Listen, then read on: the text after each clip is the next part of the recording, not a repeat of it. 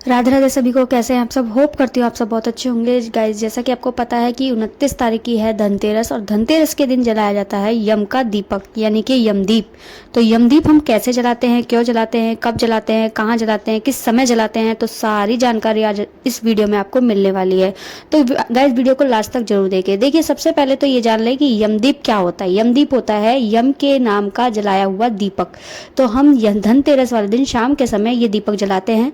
और आप चाहें तो इस दीपक को मिट्टी का भी ले सकते हैं, या फिर आप इस तरह से आटे का दीपक भी बना सकते हैं, लेकिन चौमुखी दीपक ही आपको बनाना होता है। चाहे आप मिट्टी का दीपक ले तो वो भी चौमुखी जलाना है आपको, और अगर आप आटे का दीपक ले रहे हैं तो वो भी आपको चारमुखी करके ही जलाना है।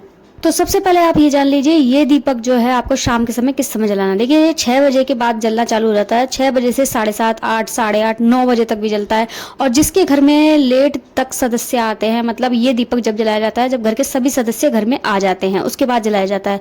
अगर घर का कोई सदस्य बाहर है तो आप इस दीपक को ना जलाएं। जब तक घर के सारे सदस्य अंदर ना आ जाएं घर के, तब तक इस दीपक को ना जलाएं।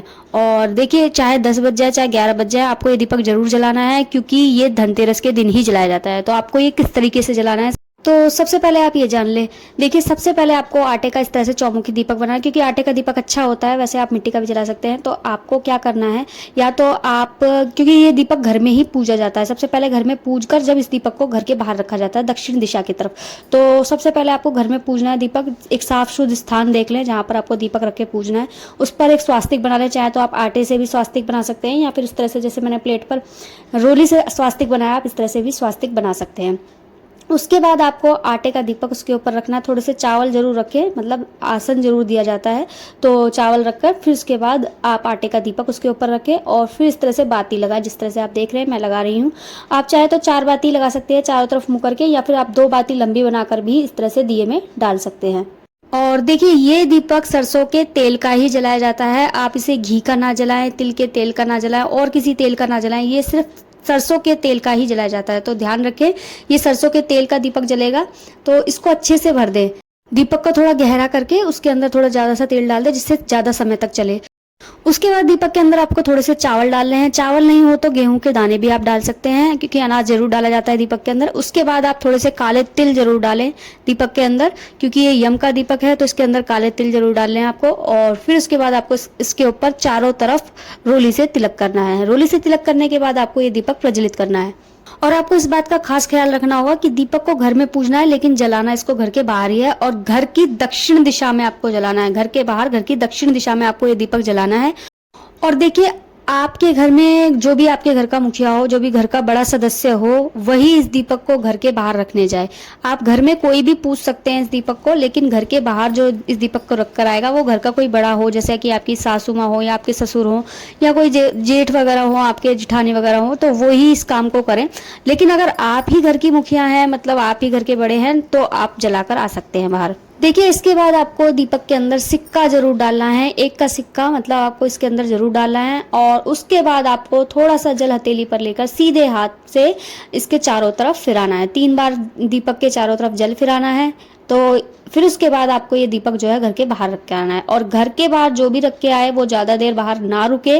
दीपक को रखने के बाद फिर आप हाथ जोड़कर प्रार्थना करें यमदेव से कि हे यमदेव, आप हमारा ये दीपक स्वीकार करें, और हमसे कोई गलती हुई हो, भूल हुई हो, उसको क्षमा चाहते हैं। और देखिए, जिस तरह से ये दीपक का प्रकाश चारों दिशाओं में फैल रहा है, उसी तरह से चारों दिशाओं से आने वाली कोई भी बाधा, परेशानी या संकट हो तो उससे हमें बचा कर रखना, उसे हमारे घर तक आने ना देना, और हमारे घर की प्रत्येक सदस्य की रक्षा करना। इस तरह से हाथ जोड़ते हुए आपको ये प्रार्थना करनी है। और फिर आपको ये दीपक दक्षिण दिशा की तरफ लगाकर सीधे घर के अंदर आ जाना है।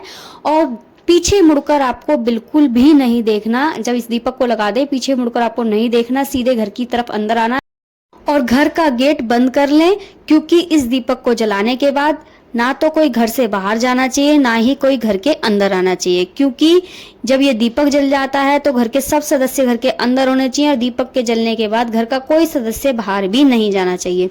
तो ये इस दीपक का नियम है। इस नियम को याद रखते हुए इस दीपक को जलाएं। चाहे आपके घर के सदस्य 11 बजे आए, चाहे 10 बजे आए, तो घर के जब सारे सदस्य घर के अंदर हो तभी इस दीपक को जरूर जलाएं, लेकिन जलाना आपको जरूर है।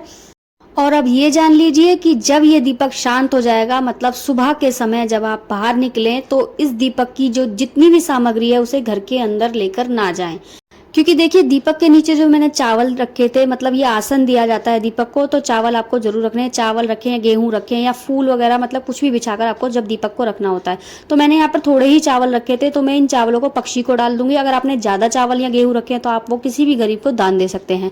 और दीपक को आपको या तो भूमि विसर्जन कर दें या जल विसर्जन कर दें, या फिर पीपल वगैरह के पेड़ के नीचे आप इसे रख कर आ सकते हैं। और इसके अंदर जो सिक्का है उसे भी आप दान में ही दें, उसे अपने पास ना रखें। तो इस तरह से आपको इन सारी सामग्रियों का विसर्जन करना है और दान में देना है। घर के अंदर कोई भी चीज आपको लेकर नहीं जानी। तो सरल विधि में आपको मैंने यम का दीपक किस तरह से जलाया जाता है बताया है। अगर आपको वीडियो अच्छी लगी हो तो प्लीज वीडियो को एक लाइक जरूर करें, शेयर जरूर करें, और अगर कुछ समझ नहीं आया आपको तो कमेंट करके पूछ सकते हैं। चैनल को सब्सक्राइब नहीं किया है तो जाकर जल्दी से चैनल को भी सब्सक्राइब कर लें। मिलती हूँ आपसे नेक्स्ट वीडियो में किसी अच्छी सी जानकारी के साथ। तब तक के लिए राधे राधे।